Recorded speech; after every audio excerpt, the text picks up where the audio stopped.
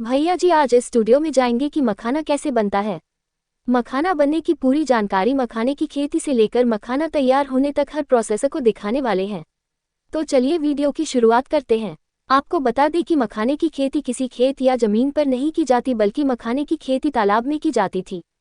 मखाने की बुवाई से पहले अक्टूबर-नवंबर के महीने में तालाब से जलकुंभी और अन्य खरपतवार को निकाला जाता है और फिर दिसंबर से जनवरी महीने तक कुछ इस तरह तालाब में मखाने की बीज की बुवाई की जाती है। ये बीज कुछ इस प्रकार का दिखता है, काला और भूरे रंग का। मखाने के बुवाई के कुछ दिन बीत जाने के बाद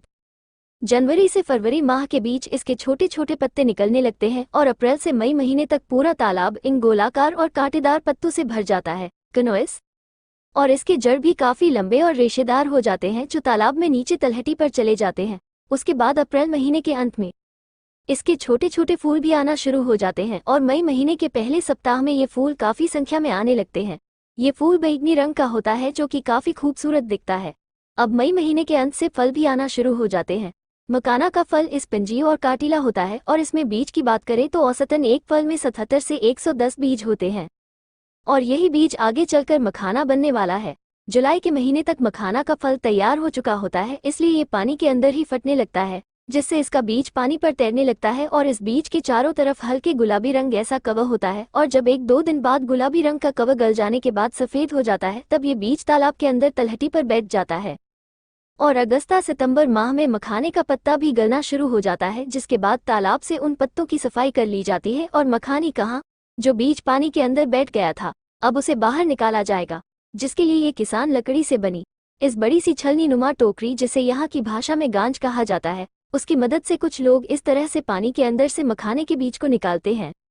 सच में हमारे किसान भाई बहुत कड़ी मेहनत से इस काम को करते हैं और जब सारा बीज निकल चुका है ऐसे कुछ इस तरह पैरों से मसल कर बीजों की सफाई करते हैं जिससे बीज के ऊपर का कवर निकल जाता है और फिर इन बीज को पानी से साफ कर लेते हैं। बाद में इन्हें बोरों में भरकर इसके अगले प्रोसेस के लिए तैयार किया जाता है।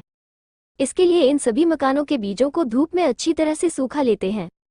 और फिर खास प्रकार के चलने से छानकर अलग अलग आकार वाले बीजों को अलग करा जाता है और फिर इन बीजों को अच्छी तरह फैलाकर धूप में सुखाया जाता है जिससे इसका रंग काले से गहरे लाल रंग में बदल जाता है। उसके बाद इन बीजों को उसी दिन बिना बालू के मिट्टी की कढ़ाई में भुना जाता है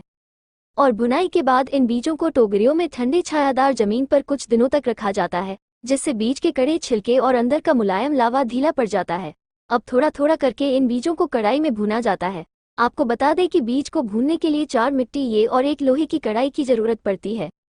भूनते समय लोहे की कढ़ाई से बीज के द्वारा फट फट की आवाज आने पर इन बीज को कढ़ाई से निकालकर लकड़ी के पीछे पर रखकर लकड़ी से बने थापी से मारकर फोड़ा जाता है जिससे छिलका टूटकर अलग हो जाता है और काफी गर्म होने के कारण बीज लावा के रूप में फूटकर बाहर चिटक जाता है और यही लव बन जाता है।